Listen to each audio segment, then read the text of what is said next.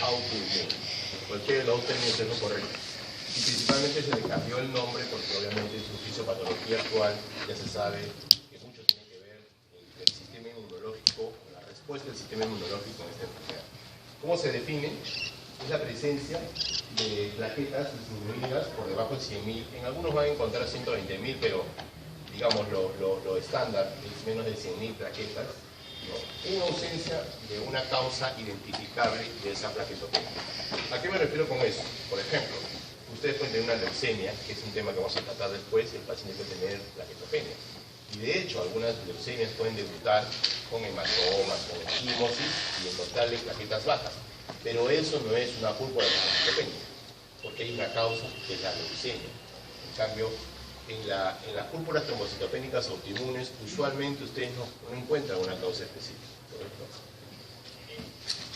Es una enfermedad hemorrágica y de las más frecuentes en la parte pediátrica, de las más frecuentes, ¿ya? Junto con los trastornos de coagulación por el von Willebrand, son de las dos patologías más frecuentes en el grupo pediátrico, ¿no?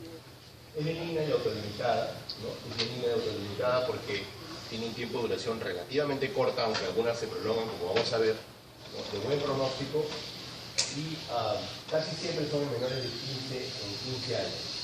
Y en algún grupo pequeño pueden evolucionar a la cronicidad, ¿no?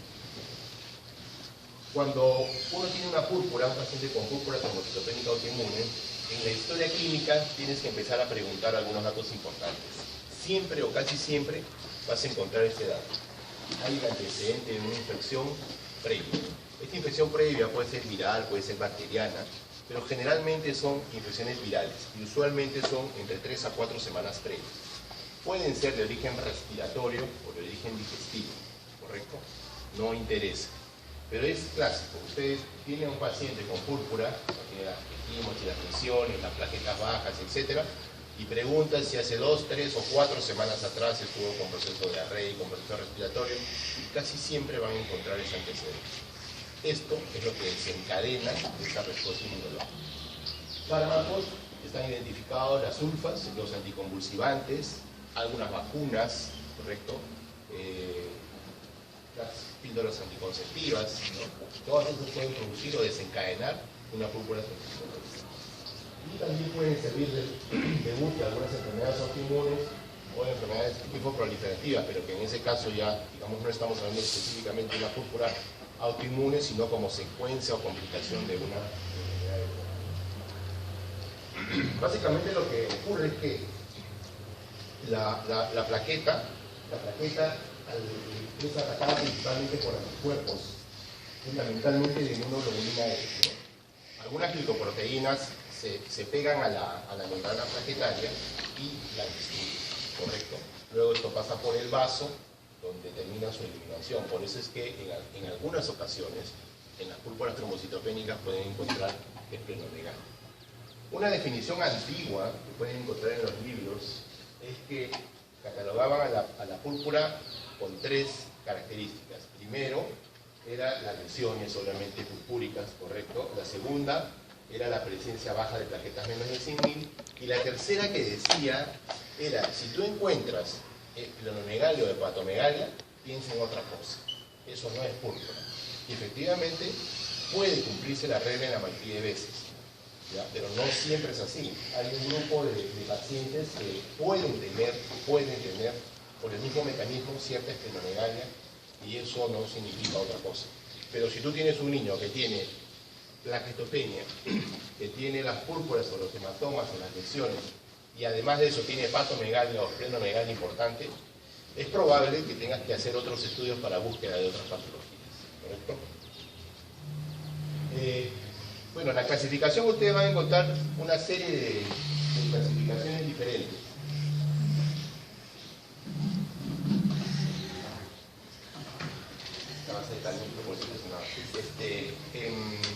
Pero las más frecuentes se dividen en 2 y algunos en 3 grupos. Aquí he hecho una mezcla de algunas. La aguda es básicamente cuando la púrpura dura menos de 6 meses. Menos de 6 meses. La crónica obviamente es cuando dura más de 6 meses. Sin embargo, cuando ustedes ven en la práctica un paciente con púrpura, ¿han tenido ocasión de ver alguna púrpura? ¿Alguien ha visto? ¿No? ¿Todavía? Se van a encontrar porque es relativamente frecuente. ¿Ustedes se han visto? Es diferente, porque es una púrpura palpable, ¿no? Esa es una vasculitis, ¿no? La sintomatología es diferente, las lesiones son un poco diferentes, se evolucionan diferentes, se localizan diferentes, porque son más de aquí para abajo. Pero bueno, en la PTA, o PTI, como quieran llamarle, generalmente entre 4 a 6 semanas dura todo el proceso. Generalmente, en la mayoría de veces, en el 85% de los casos, ustedes solo miran, porque en realidad hay que mirar nada más, y ven que la enfermedad pasa sola, ¿correcto? Se autolimita. Pero hay un grupo, incluso dentro del grupo de agudos, en que, por ejemplo, puede ser lo que se denomina persistente. Ya sabemos que el número de plaquetas oscila entre 200 y 400.000. Estos pacientes nunca llegan a tener, por un tiempo determinado, valores normales. Nunca llegan a tener 200, siempre dan en 250, 100, pero sin embargo son asintomáticos, ¿no? Porque es probable que hagamos una zanja a uno de ustedes y puedan estar en 150 y no están sangrando ni nada por el estilo. El recidivante es aquel que tuvo un episodio, mejoró, y después de unas semanas vuelve a tener otro episodio, pero dentro del lapso de los 6 meses. Eso entra en lo agudo. Y lo crónico es aquel que persiste más de 6 meses. Y dentro del crónico también hay un persistente que obviamente no supera los 150.000 y que algunos hablan de que no es mayor de 10 años. Más de 10 años. Normalmente es el tiempo que dura esa persistencia, ¿no? La mayoría de los pacientes crónicos, la mayoría, son asintomáticos. En algunos momentos, por alguna noxa, un cuadro infeccioso, un cuadro febril, la ingesta de un medicamento, algo anticoagulante, etcétera, etcétera, muchas furantoínas, el ácido antibiótico, la fenitoína, carbamazepina, ácido antroico, son fármacos que pueden desencadenar la crisis, pueden reagudizar el cuadro clínico, ¿no? Bueno, el cuadro clínico pueden variar desde ser asintomáticos hasta tener las púrpuras, las hematomas, las petequias, y en algunos casos más severos ya hay evidencia de sangrado. Este sangrado puede ser nasal, puede ser gingival, puede ser rectorragia, puede ser hematuria, ¿no? Hay una serie de presentaciones. Felizmente, que la mayoría de veces las hemorragias no son tan importantes, ¿no? Solo el 3% de los niños tienen una PTI severa.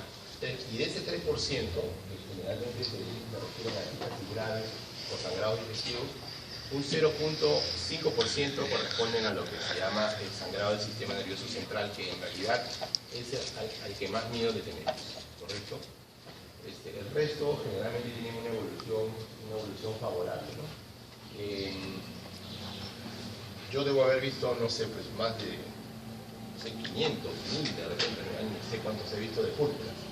Y en todos estos años de las púrpuras que he visto, solo he visto un paciente con hemorragia cerebral, una niña. Y que lamentablemente fue un evento tan catastrófico que la niña falleció. Pero después, en la mayoría de veces, no ocurre eso, ¿no?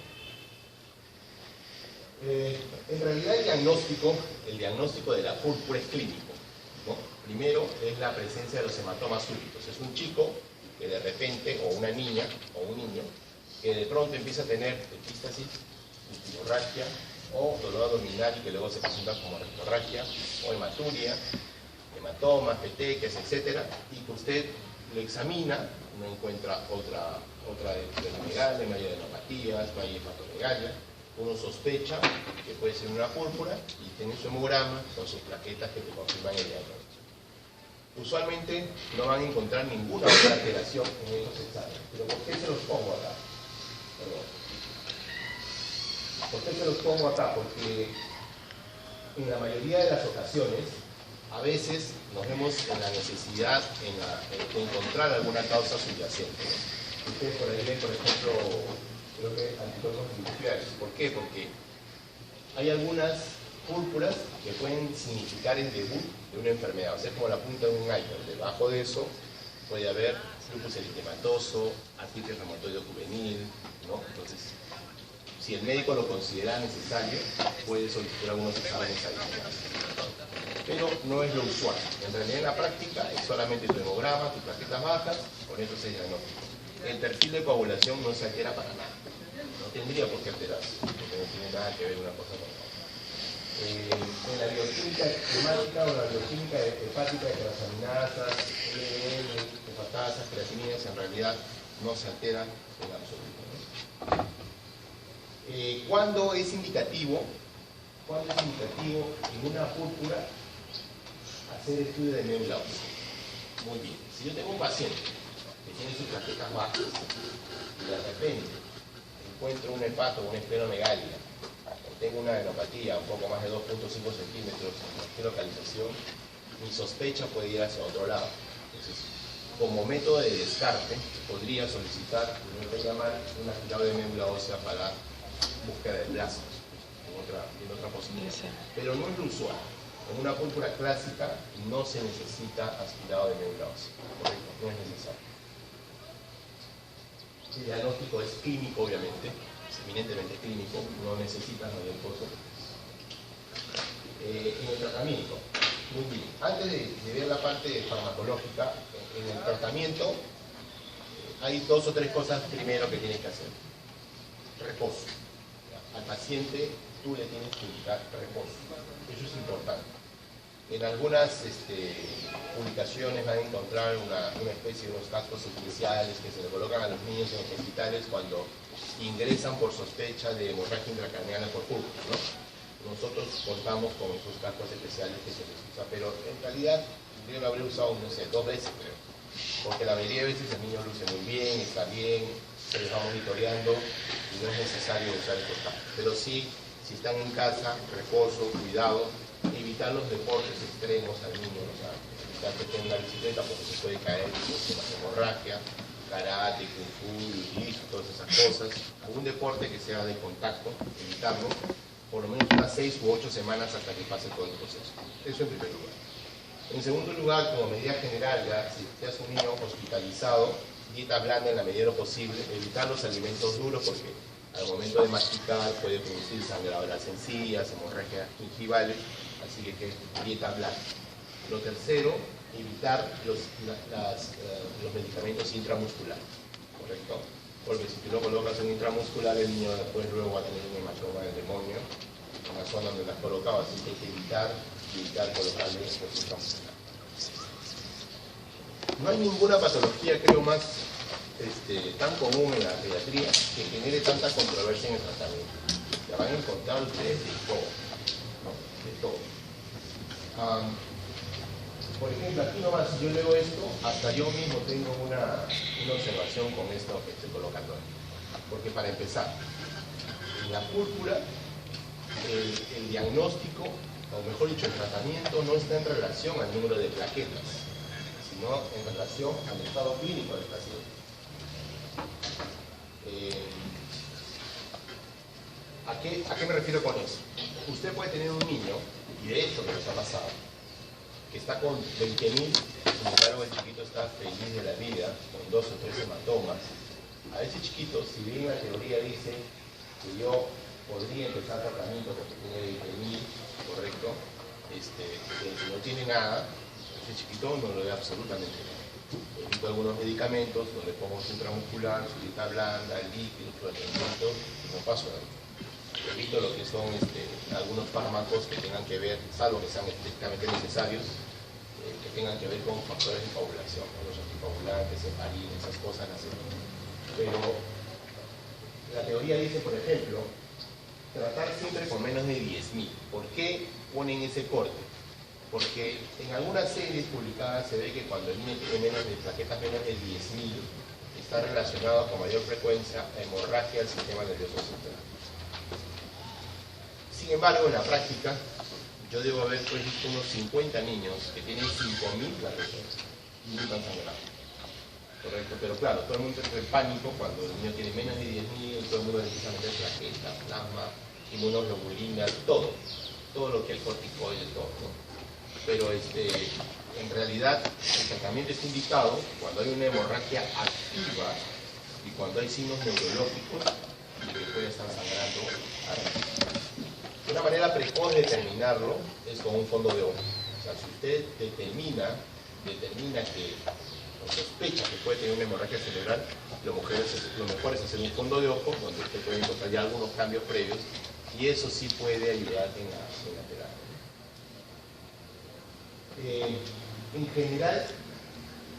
En general solo se da tratamiento cuando hay unas plaquetas muy bajas, menos de 20.000, con un sangrado activo. Eso de manera general. Pueden haber algunas excepciones, pero eso es lo fundamental. Lo segundo, si yo decido iniciar tratamiento terapéutico, aparte de mis medidas generales, lo primero que puedo manejar, porque acá aparece inmunoglobulina, pero si ustedes van a estar en un centro de salud, van a estar en un hospital de provincia y todo lo demás, lo más probable es que no tengan inmunoglobulina. Entonces, lo mejor sería iniciar con corticoides a megadosis. Y esas corticoides de megadosis lo que se usa en la actualidad es la metilprednisolona 30 miligramos por kilo día, por 2 o 3 días. La respuesta con los corticoides a megadosis es espectacular. Es espectacular. ¿No? Al día siguiente el niño es otro, empiezan a mejorar los síntomas para el sangrado y todo lo demás. ¿Correcto? Entonces, es lo que normalmente nosotros empezamos a usar. En el instituto, por un tema de posibilidad, ¿no? Sí contamos con inmunoglobulina y de hecho la usamos en los pacientes que lo requieren. A la dosis que están ahí, 0,8 a 1 gramo por kilo día por 1 o 2 días. Sí lo usamos, ¿no? Habíamos usado varias veces y acá hay algunos efectos que pueden tener unos efectos colaterales por el uso de la inmunoglobulina. Sin embargo, yo lo estoy sincero, las veces que hemos puesto, lo único que he visto es un poco de cefalea y he visto hipotensión, ¿no? Se recomienda siempre que cuando se coloca la inmunoglobulina, mejor lo monitoreen. Haces tu tabla al día que la cama del paciente para monitorear las funciones vitales de frecuencia cardíaca, respiratoria y presión arterial y le dices a la enfermera que cada hora o cada 2 horas esté monitoreando. Van a encontrar, si ustedes leen un poco, van a encontrar algunas fórmulas para cómo administrar la inmunoglobulina de acuerdo a las horas, ¿no? Más o menos sí, correcto. Pero a veces algunos lo hacen, otros es engorroso, así que lo único que haces es sacas la dosis que necesitas y te la pasas en 6 horas. Ya está. Y es más o menos coincide con lo que está. ¿Ya? Siempre monitoreado. En el caso que no cuente con metilprednisolona, que es un corticoide a veces también que podrían no encontrar en provincias, pueden usar prednisona a 1 o 2 por kilo, pero aquí sí es por un tiempo entre 10 a 14 días. 1 o 2 miligramos por kilo día por 14 días. ¿No? Obviamente que cuando ustedes usan corticoides por vía oral, o mejor dicho por vía sistémica, siendo venoso, o sea, vía oral, más de 7 días, ya se corren el riesgo y de hecho que lo van a tener con efectos colaterales que les dejan acá. Aumento de peso, Cushing, diabetes, insomnio, la caída del cabello, todo lo que encuentran acá sí puede haber, ¿no? Y de hecho se nos han presentado muy pocos casos porque, como les repito, la mayoría de púrpuras son agudas, son de corta duración, generalmente no nos vemos en la necesidad de usar corticoides por tiempo prolongado, ¿no? Un resumen acá, alta dosis de metilprednisolona, como les digo, es lo que más usamos en la actualidad, ¿no? Conjuntamente a veces con la inmunoglobulina a la vez, o a veces empezamos inmunoglobulina primero y si hay una respuesta inmediata con corticoides, ¿no? Depende, porque a veces también nos ocurre que nosotros en un instituto y todo, puede ser que el paciente llegue hoy y de repente pido y farmacia me dice se me agotó la inmunoglobulina. Metilprednisolona, no hay ningún problema. No hay metilprednisolona, prednisona. No hay prednisona, dexametasona, que también puede ser otra opción. O sea, hay varias opciones y ustedes pueden empezar con cualquiera de ellas, ¿no? Los anticuerpos monoclonales, como el rituximab, quedan específicamente para casos muy aislados, muy infrecuentes, que vamos a tratar ahora, ¿no?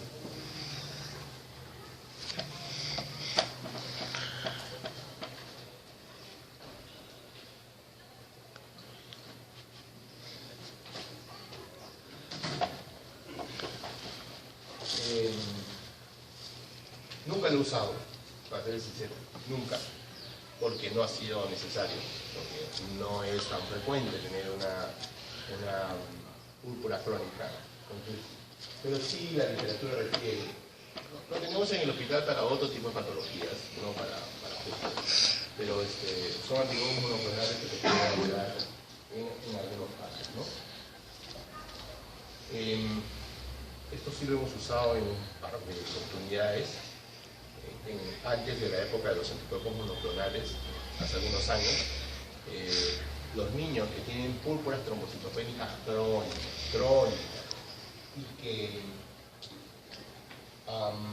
tienen más de 8 a 9 años, el tratamiento ahí principal es la esplenectomía, ¿correcto? La esplenectomía. Generalmente no se hace en niños más pequeños. ¿Por qué? Porque el vaso cumple un rol importante en el control de algunos bichos encapsulados principalmente que pueden producir enfermedades severas en los niños. Por eso es que se espera cierta edad. Algunas guías van a encontrar 8 años, otros 10 años, pero la mayoría habla de 8 años. De 8 años para adelante ustedes pueden hacer esplenectomía. A ese paciente se le prepara previamente, se le coloca todo su esquema de vacunación, se le pone incluso la vacuna de nuevo 23 serotipos, la de adultos, ¿no? Y después de eso se hace la esplenectomía. Yo solamente he visto un caso, nomás hemos hecho a un paciente que tenía una púrpura crónica que no mejoraba antes del uso de los anticuerpos monoclonales, ¿no?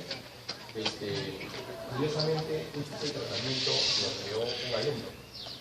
O sea, fue pensado por un alumno checoslovaco, que cuando en el año 1950, me parece, 50-51, que cuando pasaba de visita con su médico asistente, le explicó la posibilidad de que la esplenectomía podría mejorar, y al final le hicieron caso, pues tenía razón, ¿no? En el primer paciente que hacen esplenectomía hay una mejoría inmediata en el número de plaquetas, ¿no?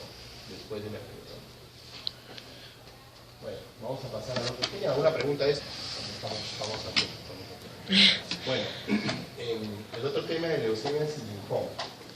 Normalmente en el instituto vemos aproximadamente por año entre 190 a 200 casos por año de leucemias en niños. Estamos hablando de casos nuevos. El Instituto de San Borja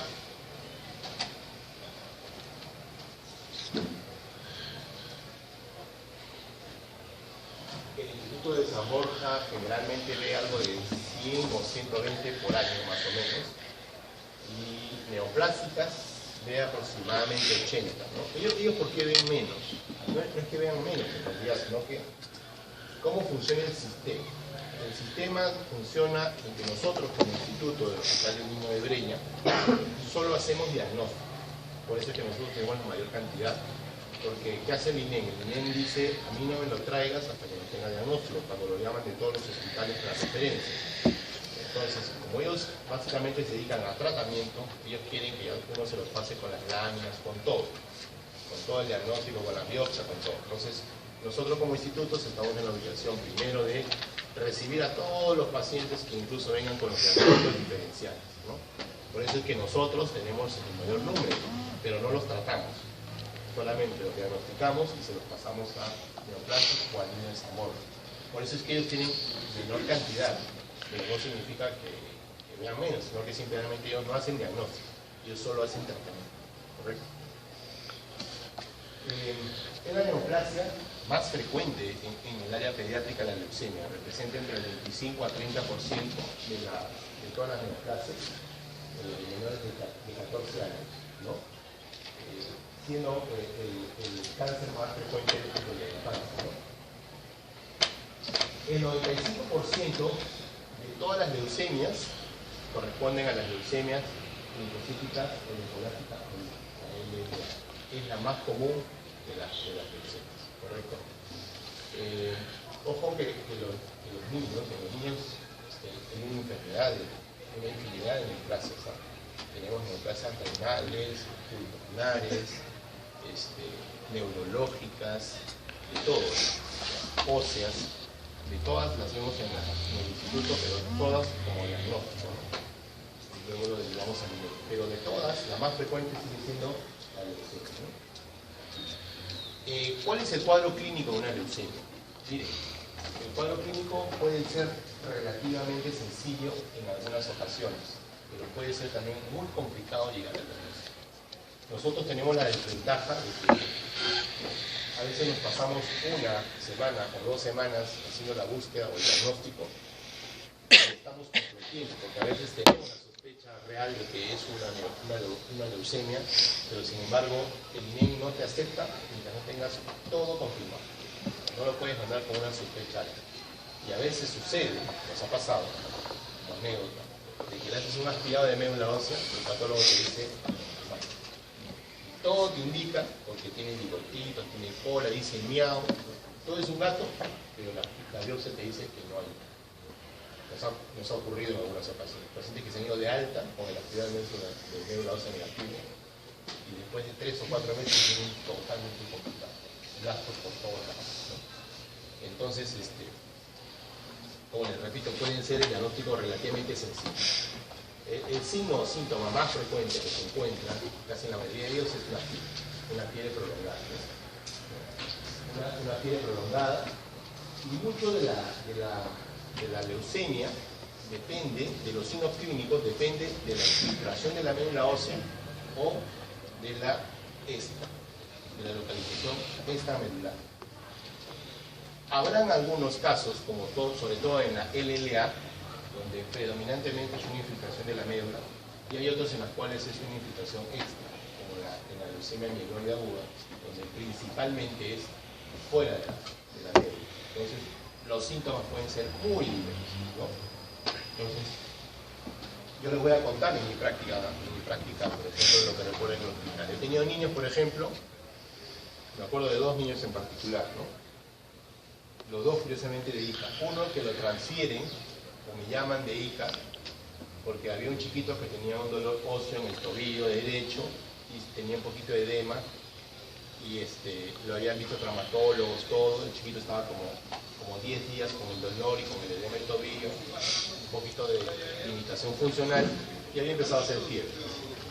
Un amigo de allá me llama y me dice, oye, mira, tengo un sobrinito, lo puedes ver, me lo pasó en Lima, y cuando vine acá al hospital a verlo, lo primero que hago, lo examino y encuentro un hígado grande, encuentro un vaso grande, y que bueno, esto lo más probable es que sea un síndrome linfoproliferativo, así que echar a la búsqueda de la aspirada, ¿no? Y bueno, al final fue una leucemia. Sin embargo, esa presentación ósea es la más rara de las presentaciones. Eso es lo que les quería decir. Normalmente las presentaciones óseas se dan más en los sarcomas de Ewing, en los tumores óseos. La leucemia, si bien es cierto que puede presentarse, pero no es la forma típica de presentación. ¿Correcto? No es la forma típica. Un tiempo atrás también un amigo me llama y me preocupado porque uno de sus sobrinos le habían dicho que tenía una leucemia en niño. Y me dijo, estoy recontra preocupado, mira, los papás están que lloran todo el día, no saben qué hacer, pasan. Me lo pasan, excesivamente, el niño tenía como 14 días con fiebre, adenopatías cervicales, tenía hepatitis, plenomegalia, lo examino. Y digo, bueno, esto no parece un linfoproliferativo, esto me parece un Epstein-Barr virus, esto me parece una mononucleosis. Así que le pido el dosaje del Epstein-Barr virus, el núcleo, y encuentro positivo para Epstein-Barr virus. ¿Qué les quiero decir con esto? Que pueden encontrar de todo. Hay que saber recopilar los datos en la historia clínica y hay que ser bien acucioso para la búsqueda. El citomegalovirus te puede dar igualito, fiebre prolongada, adenopatías, hepatitis, plenomegalia, una serie de enfermedades infecciosas que te pueden hacer confundir. Y de hecho creo que tienen una clase, me parece, que se denomina fiebre de origen desconocido en pediatría. La fiebre de origen desconocido, que es aquella fiebre que dura más de 2 semanas, son 3 las causas principales. La primera de ellas es infecciosa, se ve una lista larga de enfermedades infecciosas que pueden producir fiebre de origen desconocido. Luego viene la segunda parte, que son las enfermedades inmunológicas, que es la segunda. Y la tercera, las neoplasias. En ese orden de frecuencia. Entonces, cuando tú tienes un niño que viene a la consulta por fiebre, hepatitis, plenomegalia, podría en realidad corresponder a cualquiera de esos 3 tipos. Infeccioso, autoinmune o neoplásico. Hay que ir evaluando cómo se produce. La pérdida de peso no es significativa en pediatría, eso es más en adultos. Lo que sí van a encontrar un cuadro marcado de astenia, de toxicidad. El niño luce diferente. Cuando usted vea a un niño que es un probable portador de una leucemia, ¿no? La fiebre es el motivo de consulta más frecuente, y por eso les digo, cada vez que tenga un niño con más de 2 semanas de duración, asociado a la presencia de neumopatías, CEPAP, pneumomegalia, anorexia y dolores óseos, siempre hay que pensar en la posibilidad de una neoplasia, ¿no? Pero hay otras patologías, creo que los grupos que están rotando ahorita, ¿alguien que está rotando ahorita en medicina B? Acá, no, en el mundo. Por ejemplo, ahí hay un niño que ingresó la semana pasada, venezolano, por fiebre de 10 días, con adenopatías, ¿no? Con lesiones en los labios, con lesiones en los dedos. Entonces, claro, uno dice adenopatía, fiebre, ¿ya? El chiquito tenía hepatomegalia también, uno dice, bueno, leucemia. Pero claro, ya uno acució sobre las lesiones en los labios, las lesiones en los dedos, vamos a ver. Entonces, se pueden mezclar mucho los signos y los síntomas. Entonces, eso siempre hay que estar ahí pendiente, ¿no? La presencia de hemorragias rara vez es una forma de presentación usual en el paciente, ¿no? Lo usual es un niño anoréxico, pálido, febril, con hepatitis, con megalia, eso es lo usual. Que ven así sangrando pocas veces, ¿no? El dolor óseo es más, como decía, en los sarcomas en los tumores de Ewing, más que en la parte de la leucemia, ¿no? Y produce, claro, la cojera, la impotencia funcional cuando hay este compromiso. El cuadro clínico extramedular. Ahí sí la cosa se complica más, ¿no? Porque los blastos pueden localizarse, en teoría, en cualquier otro órgano. Ustedes lo pueden encontrar en el testículo, en los riñones, en los pulmones, en el hueso, en el hígado, en el vaso, en todos lados, ¿correcto? Pero eso se da más, como les digo, en la leucemia amiloide aguda, más que en la LLA. Entonces lo vemos menos frecuente. ¿Por qué? Porque la LLA de lejos es la leucemia o la forma de presentación más frecuente, ¿no?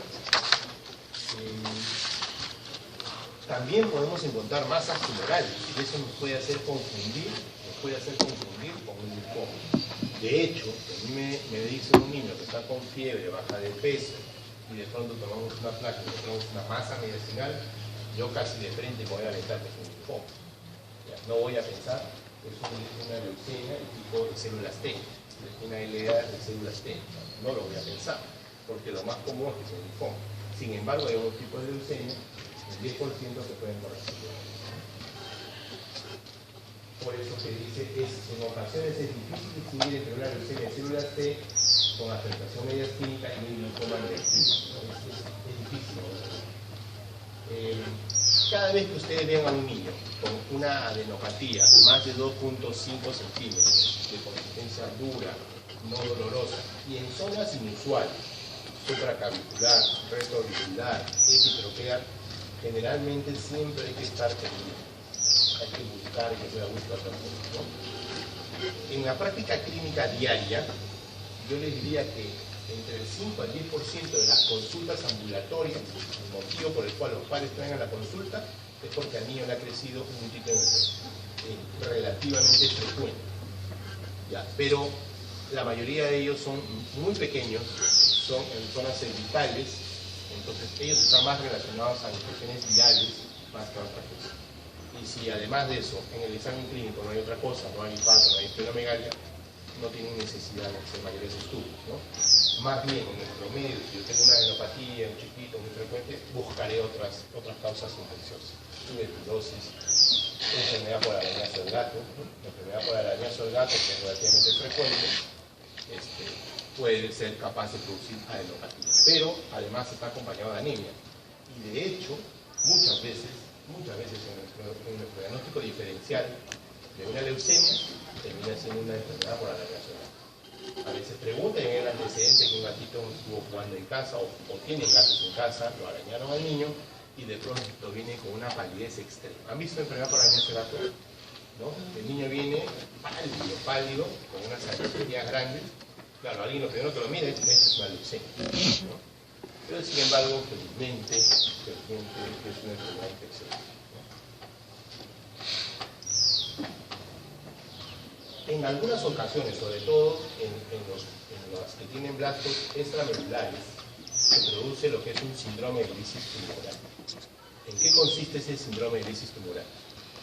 Hay tal cantidad de células neoplásicas que su destrucción termina yendo obviamente al aparato renal. En el riñón, esta sobrecarga produce una saturación del riñón y por lo tanto se produce una insuficiencia renal aguda, que se traduce con el aumento de los niveles séricos de ácido úrico, potasio, fósforo y NDH. Estas cosas sí, por ejemplo, las manejamos nosotros y las identificamos nosotros. Nosotros ya le pasamos a los de Linier con el paciente estable. Manejamos el síndrome de lisis tumoral. ¿Cómo se maneja un síndrome de lisis tumoral? Duplicas o triplicas la cantidad de líquido, de agua. Si la necesidad basal de ese niño es 100 a 120 por kilo de peso, le tendrás que dar 200 o 220 de líquido, ¿no? Y le tendrás que dar alopurinol para combatir el incremento del ácido. Todo eso ya es un protocolo que tenemos establecido, pero hay que ser abusado para estar pendiente, ¿no? Porque muchas veces es una leucemia, y ¿para qué le pides el LDH? ¿Para qué le pides el potasio, el fósforo, el ácido úrico?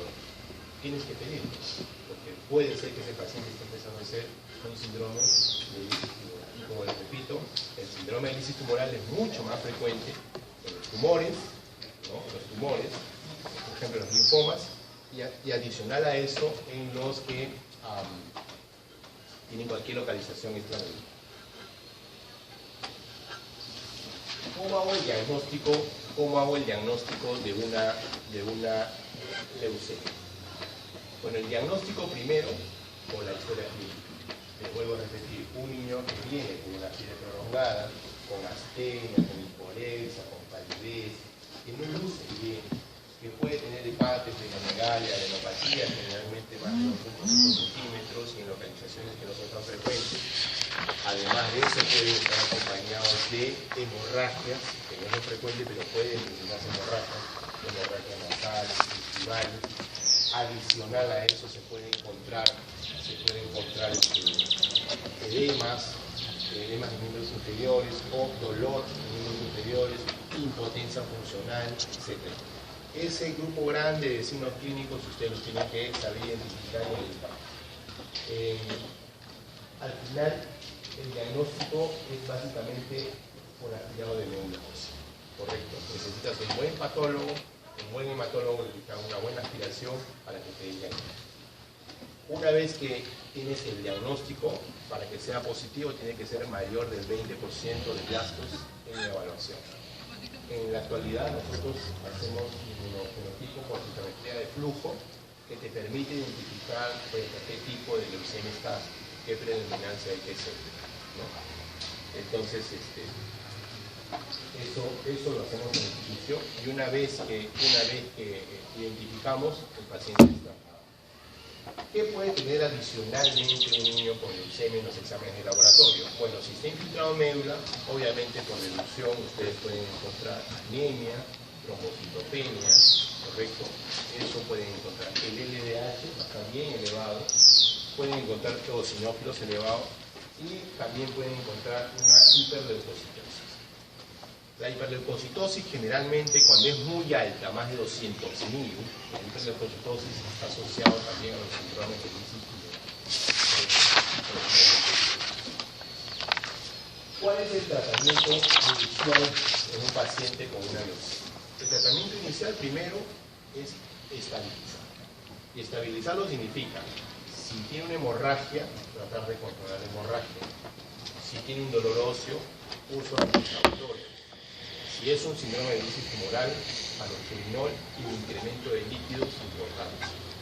Recuerden que a estos pacientes, adicional a eso, y muchas veces eso sí es común, como son inmunocomprometidos, vienen asociados a enfermedades infecciosas. Entonces hay que tener en cuenta eso, porque uno puede decir, bueno, la fiebre es por el tumor, es por la leucemia, y uno se queda tranquilo, pero en realidad hay que buscar si no hay algo de fondo, una neumonía, una enfermedad de infección urinaria, cualquier otra causa, un origen de un foco infeccioso, que sea la causa de la fiebre y no necesariamente la leucemia. Hay que tratar de buscar, porque muchos de estos pacientes vamos a utilizar antibióticos como cobertura antibiótica por la posibilidad de un proceso infeccioso bacteriano sobreagregado. Bueno, no los quiero cargar más. No sé si tienen alguna pregunta. ¿No? ¿Ninguna?